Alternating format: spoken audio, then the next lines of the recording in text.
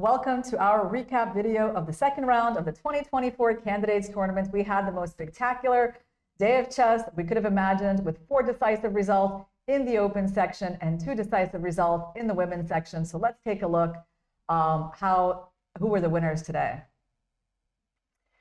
The winners were 2 with the black pieces, Gukesh over Pragg and Vidit over one of the American favorites, Hikaru Nakamura. But we also have 2 wins for the white pieces, Jan Nepomniachtchi and Fabiano Caruana, getting points as well. So in the women, we have Tan Zhongyi jumping to a 2-0 start by quite easy game over Vaishali. Vaishali just didn't have a whole lot of counterplay in that game. And Garyachkina defeating Anna Muzychuk. The other 2 games were a lot quieter affairs. So Vishy, you're going to walk us through your favorite games of the day. Yes, as Irina mentioned, today was just one of the best days in chess.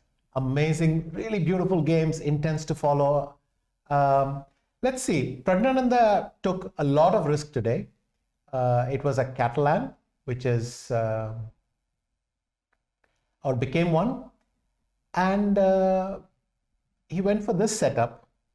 And now he started sacrificing pawn after pawn. D5, ED5, E5, 98, E6. Black probably could have taken on E6, but over the board, Gukesh had to react.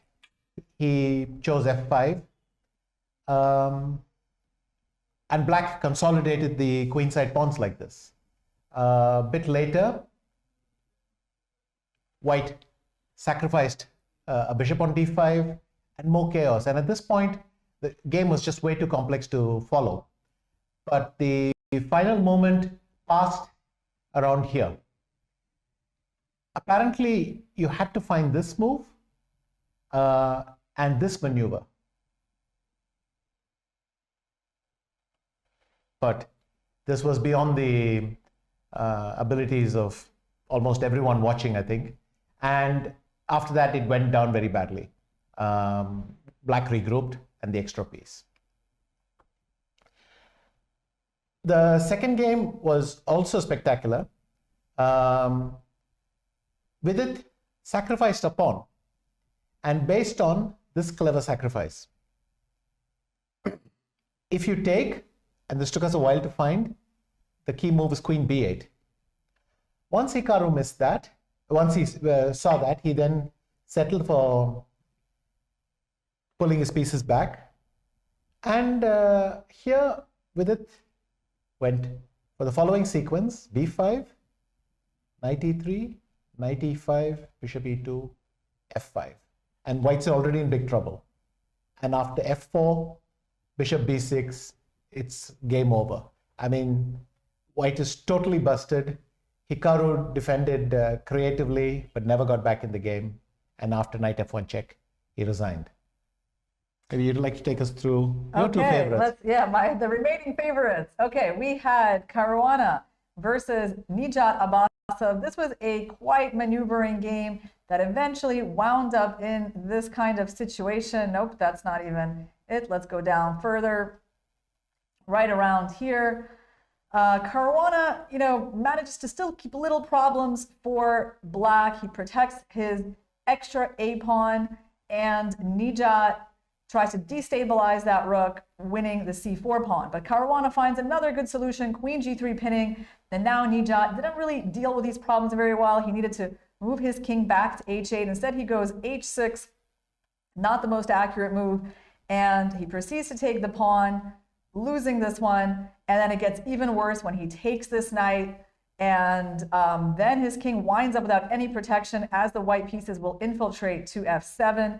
So after rook takes a5, rook f1, it's actually over for the black king. And this, quite long maneuvering game suddenly ended in the disaster for Black. Then we have Jan Nepomniachtchi trying out this unusual opening idea with the white pieces that leads to his king getting opened up. So he allowed the capture of his knight on f3 and even sacrificing the pawn. This is, of course, all of his opening preparation. It's been, analyzed, but Still, a new position has occurred on the board after queen takes d3.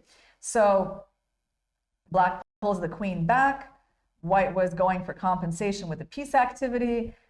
Definitely a really unusual game. And black was doing pretty well. At some point, yeah, he managed to consolidate, bringing the knight to block the d file.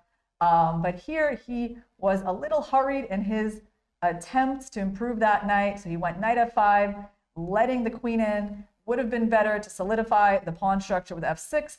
And once Jan got his queen in, the game became really crazy. Some key moments came a little bit later, like here, black could have actually played queen h5, giving up the knight on c6 and getting a draw with the knight h2 perpetual. But what he did was okay too. It turns out that in this position, he needed to find this funny move g4, just initiating some kind of crazy attack with the g-pawn. The position was just so sharp, but instead he played queen g6, and this blunder, it just didn't work out very well. He gave up the bishop on e7, then he couldn't take the knight because of the checkmate. And even though he definitely kept the game going, but white was winning, and Jan did not give him another chance. So now let's take a look at the women's games. Which one do you want to walk us through, Vishy? I'll take Tan Zhongyi against Vaishali. Here, it was an unusual setup where Tan Zhongyi just went for the London system, essentially trade the bishops and just play with pure knights. And then white tries to put pressure here. Vaishali made a crucial mistake, I think, here, where after a5, the knight didn't have a way back, so she had to play a4, and then she had no counterplay on the queen side anymore. And a few moves later, we got to this position, and you can see that black has no counterplay at all, whereas white at least has a plan, g4, h4, etc. And that is in fact what happened. White made several moves, black has still not achieved anything, and white went knight h5, f6, g5. fg5 is still very much in the game, though white is better, but after f5, rook g2, it was just game over. King h8, knight df4 is very pretty, because white is threatening knight g6 and knight f6 mate, but essentially it's game over, and an impressive 2-0 start for Tan Zhongyi. And then we had Alexandra Goryachkina surprising Anna Muzychuk in the opening in the exchange Slav. And the key moments came where actually Anna was doing quite well. We're going to find that moment, and it was around here. Right. So she plays the move rook b7. Looks really natural to guard the 7th rank, but it just doesn't work out for her. Instead, what she should have done is play the prophylactic move h6. As we saw in a lot of lines, there were some issues with the bishop coming to g5. So this little pawn move was the way to keep the balance. And actually, if rook to c7, there's ideas of f4, trying to deflect the bishop from the knight. You get some counterplay, and then you can use this rook to defend this bishop, and black is doing okay. But in the game, what happened after rook b7 was that white wound up infiltrating to the 7th rank, and then they just take the bishop, and the winning blow comes from the bishop from this side. So you can see why it was really important to control that square. Not obvious, but it was a costly mistake for Anna. And yeah, she just wound up losing a piece, and that was it. So if you enjoyed today's day of bloodshed on the board, guys, then come back tomorrow for more chess. It's going to start at 2:30 p.m. Eastern Time here in Toronto, Canada. See you then. See you then.